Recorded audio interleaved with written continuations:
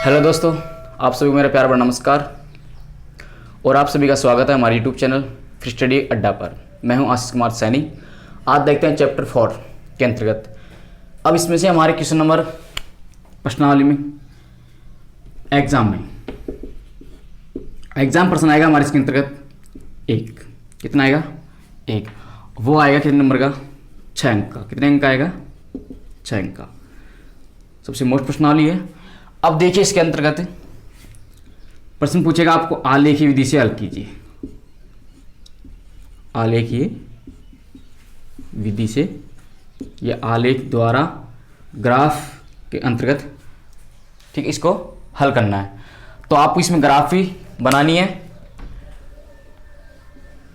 अब देखिए इसके अंतर्गत, अब इसके अंतर्गत हमें क्या होता है, 2 समीकरण देते हैं। कितने समीकरण? 2 समीकरण। 2 समीकरण। अब 2 समीकरण कैसे होते हैं? 2 चर वाले। कितने चर वाले होते हैं? 2 चर वाले समीकरण। और मैंने बता दिया आपको चर और चर क्या होते हैं। यानी 2 चर का मतलब कि जो हमारे अल्फाबेट है ABCD वाले, इसमें से कितने अंक आएंगे इसके अंतर्गत समीकरण में? 2। कितने आएंगे? 2। यानी 2 राशियाँ कैसी होगी? चर वाली। उनका हमें मान ज्ञात करना होता है। और एक होती है अचर राशि। तो देखिए समीकरण 2 कैसे आएगा इसके अंतर, यानी 2 चरों वाले समीकरण का मानक रूप क्या होता है? देखिए क्या होता है, A1 x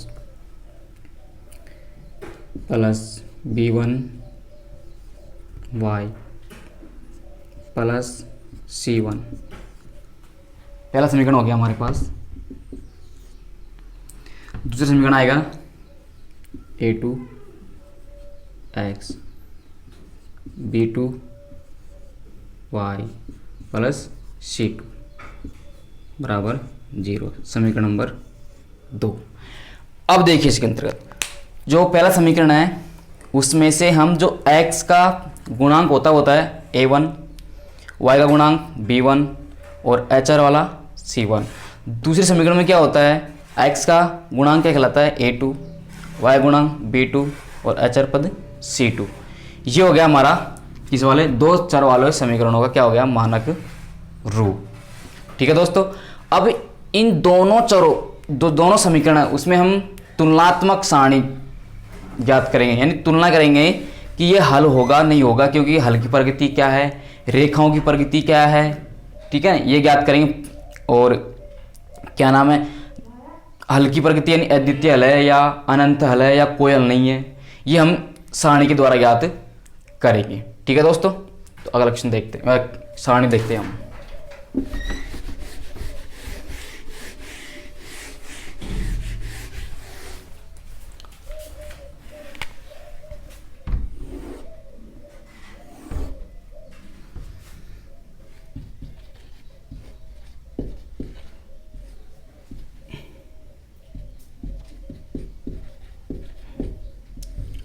समीकरण का रूप।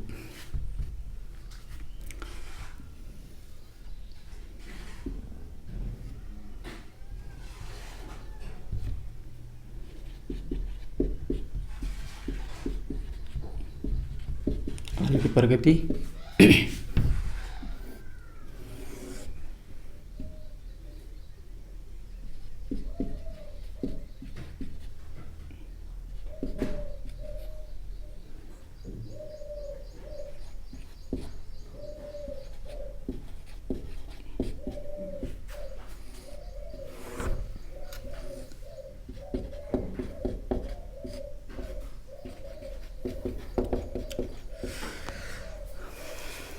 पहला समीकरण का रूप कैसा है, उसमें अब देखेंगे समीकरण का रूप, उसका हल करेंगे तो हल की प्रकृति कैसे आएगी, रेखाओं स्थिति कैसे आएगी, संगत है या असंगत समीकरण, ये चेक करेंगे। तो हमारा फॉर्मूला है A1 अपॉन A2 बराबर B1 अपॉन B2 बराबर C1 अपॉन C2। अब देखिए इसके अंतर्गत यदि दोनों समीकरणों में उनकी तुलना करने पर, यानी कि अनुपात ज्ञात करने पर, क्या याद करने पर, अनुपात में तुलना तो याद करेंगे अनुपात के अंतर्गत, तब ज्ञात करने पर यदि इन तीनों का अनुपात क्या आ जाए बराबर, क्या आ जाए बराबर, क्या आ जाए बराबर, तो हमारा समीकरण की क्या हो जाएगी संगत। क्या हो जाएगा समीकरण संगत, क्या हो जाएगा संगत। और रेखा की स्थिति क्या हो जाएगी समपाती, क्या हो जाएगी समपाती रेखाएं, समपाती रेखाएं। और हल की प्रकृति हो जाएगी अनंत हल, क्या हो जाएगा अनंत हल। यानी समपाती रेखा का मतलब होता है यदि मैं ग्राफ के अंतर्गत, किसके अंतर्गत, ग्राफ के अंतर्गत यदि एक रेखा मान लो कि ऐसे बन गई तो दूसरे समीकरण की रेखा भी इसी के ऊपर बनेगी, यानी कि समपाती एक रेखा के दूसरी उसी के ऊपर दूसरी रेखा, तो यानी कि इसमें अनंत हल होगा क्योंकि ये रेखा दूसरी रेखा इसको पूरी प्रतिच्छेद कर रही है, तो यानी कि अनंत हल क्या हो जाएंगे इसके अनंत हल। ठीक है दोस्तों, अगली जो दूसरी स्थिति क्या है, पहली स्थिति हो गई, दूसरी स्थिति देखिए A1 अपॉन B2 व A2 बराबर नहीं है B1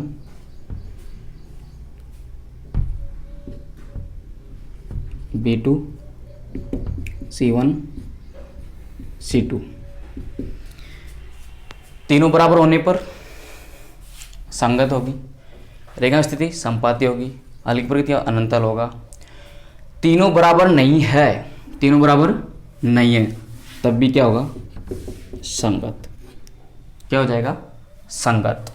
रेखा स्थिति क्या हो जाएगी प्रतिच्छेद, क्या हो जाएगी प्रतिच्छेदी रेखाएं। ठीक है, और हल की प्रकृति हो जाएगी अद्वितीय हल, अद्वितीय हल। अद्वितीय मतलब कि एक के अलावा दूसरा हल नहीं है। जैसे ग्राफ के अंतर्गत माना कि एक रेखा ऐसे बन गई तो दूसरी रेखा क्या हो जाएगी प्रतिच्छेद, क्या हो जाएगी प्रतिच्छेद, यानी कि इनका जो हल होगा एक ही हल होगा, यानी कि आंसर हमारा जो x और y ज्ञात करेंगे हम चर पदों के, तो कितना प्राप्त होगा ओनली एक ही प्राप्त होगा दोनों का, यानी कि x का भी एक ही मान प्राप्त होगा, y का भी एक ही मान प्राप्त होगा। अब देखिए तीसरी स्थिति क्या है, A1 अपॉन A2 बराबर B upon B2 not it is equal to C1 upon C2।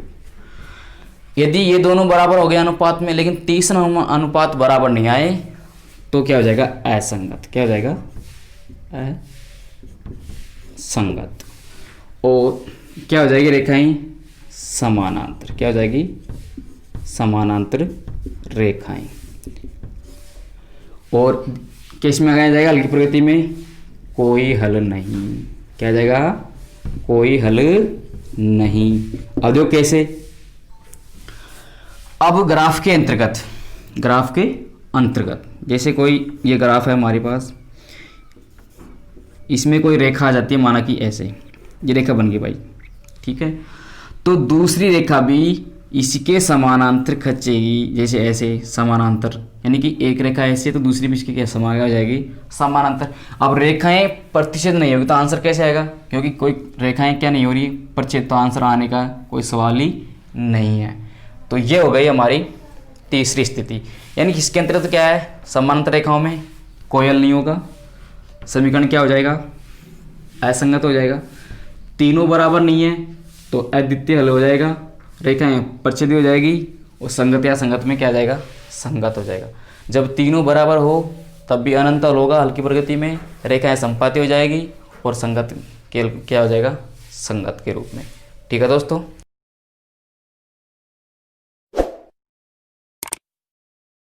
अगला देखते हैं क्वेश्चन नंबर। तो देखिए अगला क्वेश्चन हमारा, यानी कि पहला क्वेश्चन है उसके अंदर पूछ रहा है कि अनुपात के द्वारा अनुपात के द्वारा समीकरण को देखना है संगत है या असंगत, हल की प्रगति क्या है, रेखा की स्थिति क्या है, कुछ ही पूछता तीनों में से। भाई समीकरण देख के बताना है हमको कि तुलना करके कि इसमें हल की प्रगति तो क्या होगी, रेखा की स्थिति क्या होगी और संगत है या असंगत, यानी रेखा युग्म संगत है या असंगत।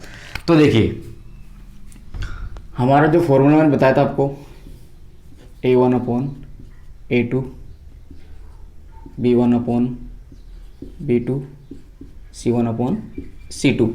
अब आपको इसमें रखना है जैसी स्थिति आएगी वैसा हम इसके जैसे चिन्ह लगा देंगे। जैसे बराबर का चिन्ह है तो बराबर का चिन्ह लगा देंगे, बराबर का नहीं है तो बराबर का नहीं लगा देंगे। ठीक है, जैसे मैं मान रखता हूँ A का मान कितना है, A1 का मान यानी कि x का गुणांक कितना है 2, A2 का मान कितना है 4, B1 का मान कितना है -3, B2 का मान कितना है -6, C1 का मान कितना है 8, C2 का मान कितना है 9।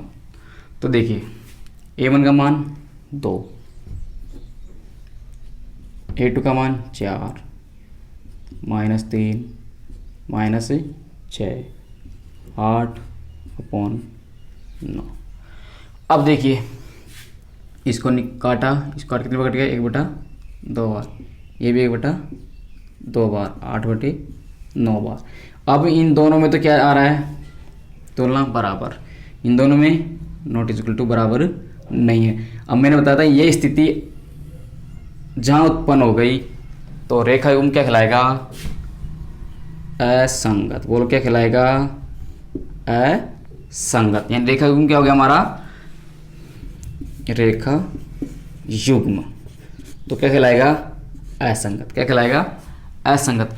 आपसे पूछ ले कि हल की प्रकृति क्या है तो इसमें क्या आ जाएगा कोई हल नहीं, कोई हल नहीं। और रेखा स्थिति पूछ ले तो क्या हो जाएगी इसमें समानांतर। बोलो क्या हो जाएगी समानांतर रेखाएं। ठीक है, उसी प्रकार हमारा दूसरा क्वेश्चन देखते हैं। अब देखो पहला समीकरण है हमारा ये, तो इसमें नीचे क्या आ रही है समीकरण के अंदर टांग आ रही है, इसको तोड़ना चाहेंगे। टांग को कैसे तोड़ेंगे हम, ये 3 है इसको उठाने के लिए साधारण सिंपल ऐसे समीकरण बनाने के लिए इस 3 को उठाएंगे। तो 3 को उठाने के लिए क्या करेंगे पूरे समीकरण को 3 से गुणा कर दो। जैसे 3 से गुणा किया इस पूरे को तो 3 से 3 कट गया नीचे से ऊपर, तो क्या बच गया 4x प्लस 3 दूनी का 6y 8 या 24। ये पहला हो गया समीकरण। अब देखिए दूसरा हमारा दे रखा है। अब देखिए इधर A1 का मान कितना है 4, B1 का मान 6, C1 का मान 24, A2 का मान कितना है 2, B2 का मान कितना है 3, C2 का मान कितना है 12। तुलना करेंगे वही अनुपात द्वारा, तो A1/A2 B/B2 C1/C2 चिन्ह बाद में लगा देंगे, पहले चेक कर लेते हैं। इसका मान 4/2 6/3 24/12 2 बार जा रहा है 2 बार जा रहा है 2 बार, यानी कि तीनों क्या आ गए इसमें बराबर। तो मैंने बताया था ये स्थिति उत्पन्न होने पर रेखा युग्म की क्या आ जाएगा समीकरण संगत, यानी कि रेखा युग्म क्या कहलाएगा संगत। तीनों बराबर आने पर मैंने बताया था हल की प्रकृति क्या हो जाएगी अनंत हल। बोलो क्या हो जाएगा अनंत हल। और रेखा की स्थिति मैंने क्या बताई थी समपाती। क्या बताई थी बोलो समपाती रेखाएं। समपाती मतलब है एक रेखा के ऊपर एक रेखा दूसरी इसी के ऊपर, और समानांतर क्या होता है जैसे एक रेखा ऐसे है तो दूसरी इसके समानांतर होगी, यानी बीच की दूरी से क्या हो जाएगी समान आती रहेगी, यानी ये आगे बढ़ती जाएगी लेकिन कभी परिचय नहीं करेगी। इसका मतलब इसमें कोई हल नहीं होगा क्योंकि x और y कहीं कट नहीं रहा। इसमें तो x और y वाली समीकरण ऊपर पूरी कट रही थी, इसमें मतलब पूरे ही आंसर हैं अनंत हल हो गए इसके। तो कितने हो गए अनंत हल, इसमें कोई हल नहीं होगा। ठीक है दोस्तों, तो देखते हैं क्वेश्चन नंबर 2 के अंतर्गत। तो इसमें पूछ रहा है हमसे कि आलेख विधि से हल कीजिए एवं हल की प्रगति भी बतानी है आपको। क्या बतानी है, हल की प्रगति। तो ग्राफ देख के बता सकते हैं हम हल की प्रगति क्या होगी रेखाओं से देखकर। तो देखिए पहले हम क्या करते हैं, समीकरणों को हल करते हैं। तो पहला समीकरण हमारा x + y = 3। ठीक है दोस्तों, अब आपको क्या करनी है, प्रत्येक समीकरण की क्या बनानी है कि सारणी, क्या बनानी है, सारणी।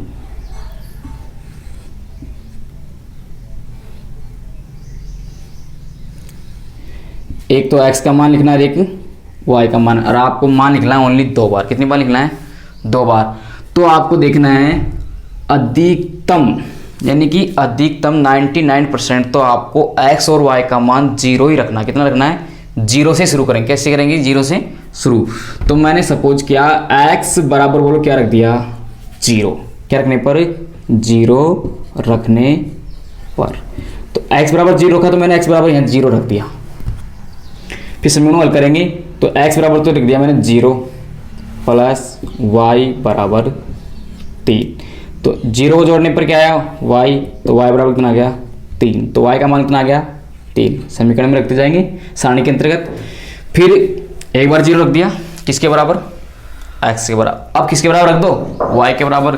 तो मैं रख दूंगा y बराबर क्या रखने पर, बोलो 0 रखने पर। तो y बराबर क्या रख दिया, 0।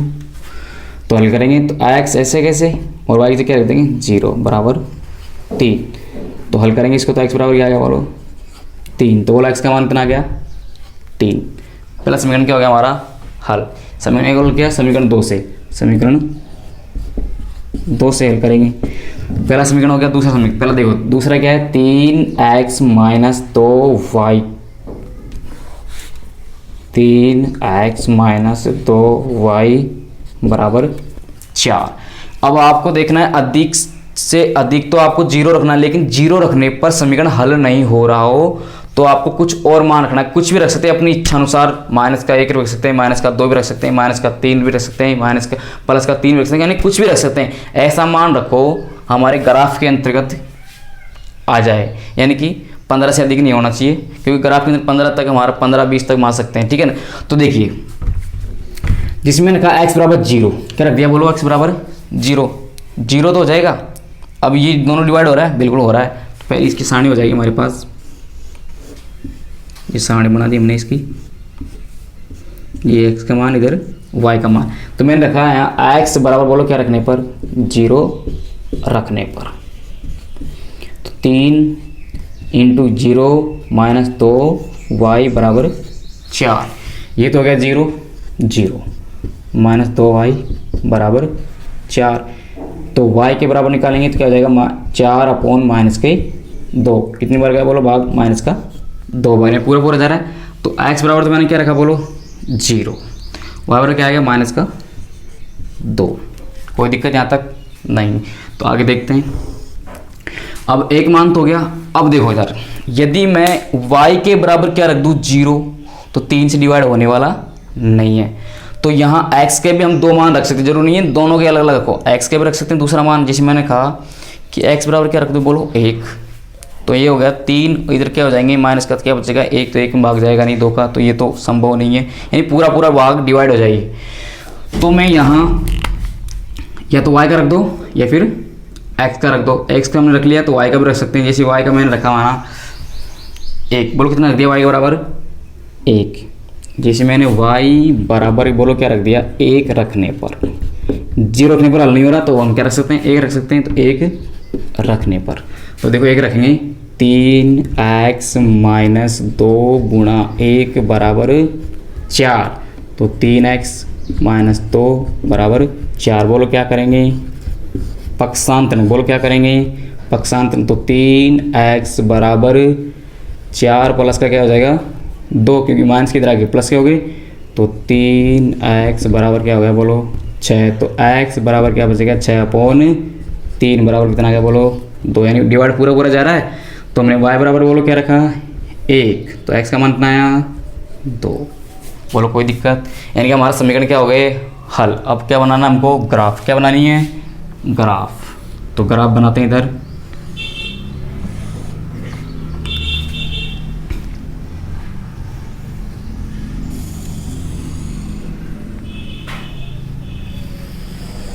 अब देखिए ये तो होता है वाई एक्स प्लस वाला, इधर वाई डैश यानी कि माइनस वाला, इधर होता है एक्स, इधर होता है एक्स डैश यानी कि माइनस वाला। ये मूल बिंदु होता है, मूल जीरो पे, किस पे होता है, जीरो पे। तो 1 2 3 4 5, ठीक है। इधर माइनस का 1 2 3 4 5, 1 2 3 4 5 6, 1 2 3 4 5, ये माइनस वाले, ठीक है। अब देखिए इधर हमको समीकरण 1 के द्वारा सारणी देखनी है हमको, हमने जो ज्ञात की थी। तो x का मान क्या है हमारे पास, 0, तो x तो क्या हो जाएगा 0। फिर y बराबर क्या दे रखा है, प्लस का 3, तो y बराबर कितना है, प्लस का 3, तो प्लस का 3 है ऊपर, दोनों पे क्या कर देंगे गोला, कोई दिक्कत। फिर x बराबर कितना है 3, तो x बराबर 3 है प्लस का इधर, y बराबर क्या है 0, तो y बराबर क्या आ गया 0, y बराबर क्या आ गया यानी कि 0 की सिद्ध के अंतर्गत, 1 मिनट, यानी कि 0 तो ये सिद्ध में ही, तो 3 यहाँ आ गया और 3 इधर हो गया। अब पहले क्या करना है, इसके नेम को रेखा, तो इन दोनों क्या करेंगे मिला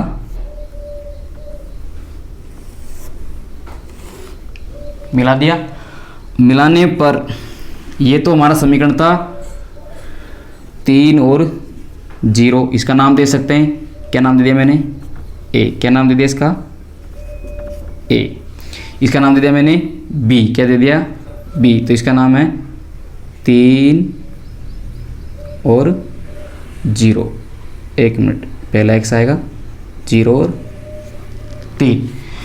अब देखिए इधर समीकरण 2, अब इस रेखा के ऊपर समीकरण भी लिख सकते हैं हम, जैसे क्या था समीकरण x प्लस वाई बराबर 3।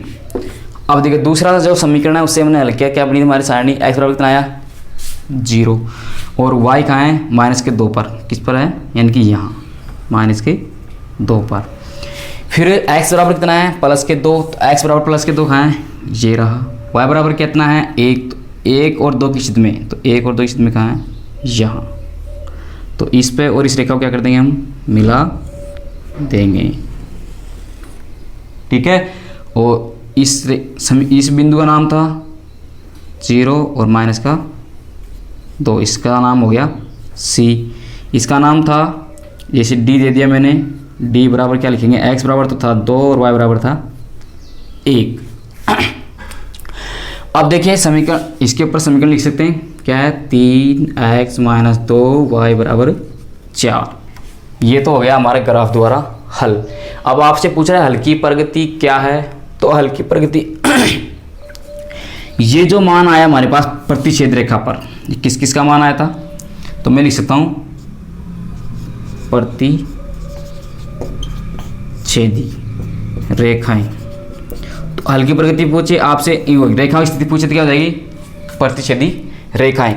तो मैंने बताया था जब रेखाएं प्रतिच्छेदी आ जाए तो हल की प्रगति क्या हो जाएगी अद्वितीय हल। तो हल की प्रगति क्या हो जाएगी इसमें, हल की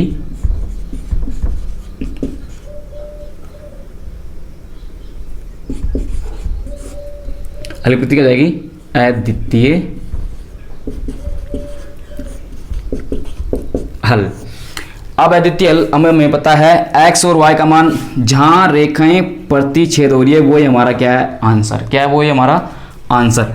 तो D जो बिंदु है क्या है 2 और 1 पर क्या हो रही है प्रतिच्छेद, तो हमारा आंसर क्या हो जाएगा x बराबर तो y बराबर 1। ठीक है दोस्तों, और आप समीकरण क्या कहलाएगा इसमें संगत या असंगत, मैंने बताया प्रतिच्छेद क्या होने पर संगत होती है। अब इसमें आपसे कुछ ही पूछ सकता है, आलेख विधि से हल कीजिए, रेखा स्थिति बताइए, आलेख विधि से हल कीजिए, हल की प्रगति बताइए, आलेख विधि से हल कीजिए और क्या नाम है संगत युग्म संगत है या असंगत भी पूछ सकते, तीनों चीज़ पूछ सकते इसमें। तो हल की प्रकृति क्या होगी, अद्वितीय हल। रेखा स्थिति क्या होगी, परिचित रेखाएं। और संगत है या संगत, संगत, क्योंकि ये तभी आती है अद्वितीय हल संगत होने पर। ठीक है दोस्तों, तो देखते हैं अंतिम क्वेश्चन हमारा नेक्स्ट। अब हमें ज्ञात करना है आलेख विधि से हल करना है। हल की प्रकृति क्या है, रेखा स्थिति क्या है, सब चीज़ ज्ञात कर सकते हैं। और इसमें हमको देखना है एक्स अक्ष बिंदु के वे क्या लिखने हैं हमको, निर्देशांक। बोलो क्या लिखने हैं, निर्देशांक लिखने हैं। और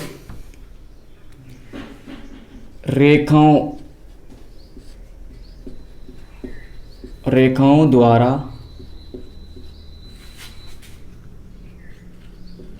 निरूपित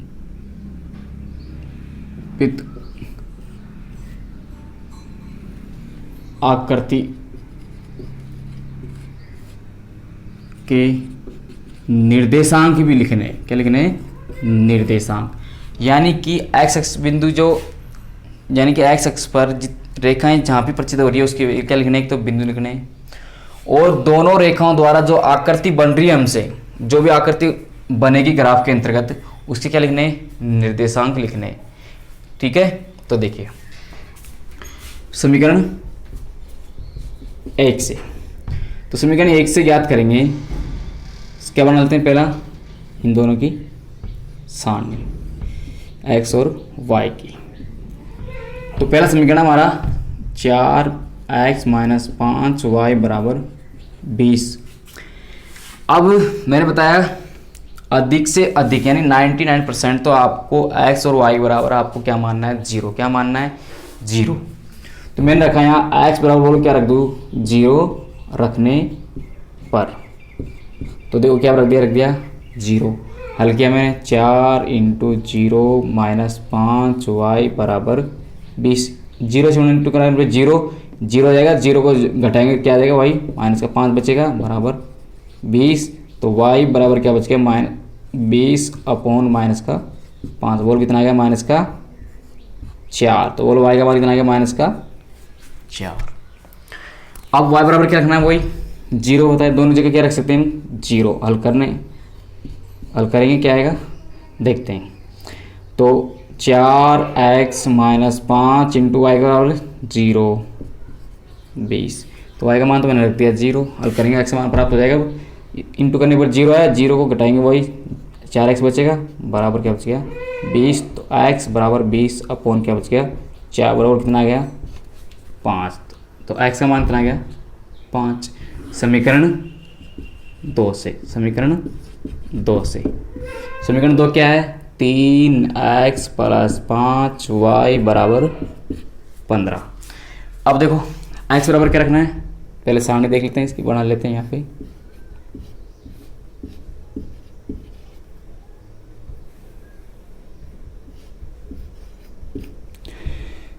समीकरण 2 से, समीकरण 2 रखा हमने, 3x + 5y = 15। सारणी बना ली हमने।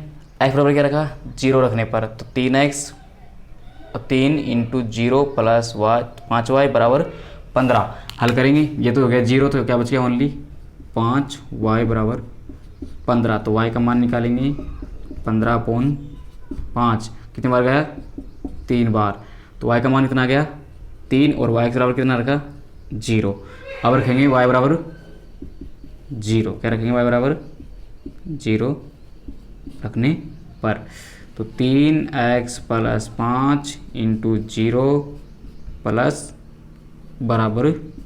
15।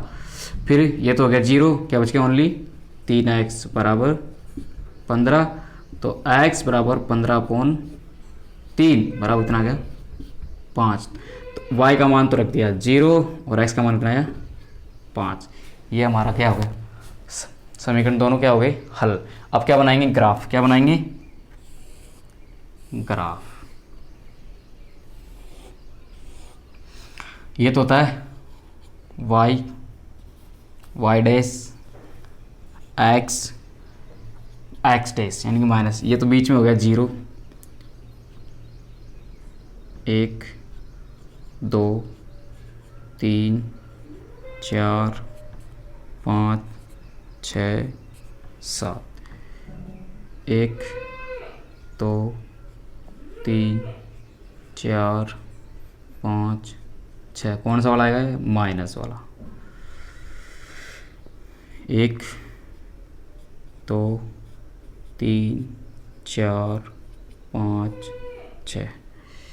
1 2 3 4 5 6। Minus minus minus minus minus. अब देखिए ये तो आ गई हमारी, बीच में जीरो है ही मूल बिंदु।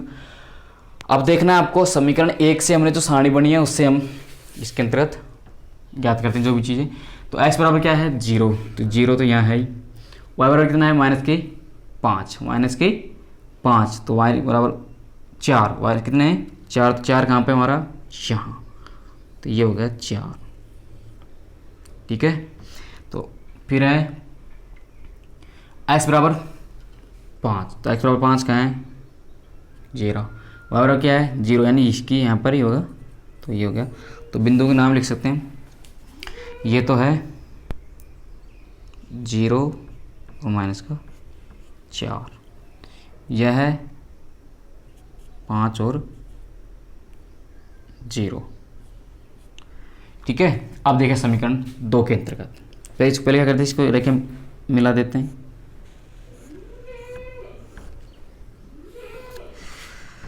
समीकरण का नाम लिख दो। समीकरण का नाम है 4x - 5y बराबर 20। अब देखिए इधर समीकरण 2 के अंतर्गत x बराबर कितना है? 0। y बराबर 3। कहाँ है y बराबर 3? प्लस का 3 ऊपर है यहाँ। फिर x बराबर कितना है? 5। तो x बराबर 5 कहाँ है? 0। y बराबर कितना है? 0, यानी यहीं दूसरा बिंदु भी यहीं। तो दोनों क्या कर देंगे? मिला देंगे। तो समीकरण दूसरा है हमारा 3x + 5y बराबर 15। ये हो गया समीकरण। अब इन बिंदुओं के नाम लिख देते हैं। इसका नाम तो लिख ही दिया। इसका नाम इसमें लिख दिया a, इसका लिख दिया b, इसका लिख दिया मैंने c। तो इसका कितना था? 0 और 3। अब देखिए प्रश्न में पूछ रहा है हल की प्रकृति तो क्या होगी? बोलो अद्वितीय हल। क्या हो जाएगा? हल की प्रकृति में तो अद्वितीय हल। क्या हो जाएगा? अद्वितीय हल। आपसे पूछ ले रेखाओं की स्थिति क्या हो जाएगी? बोलो प्रतिच्छेद। बोलो क्या हो जाएगी?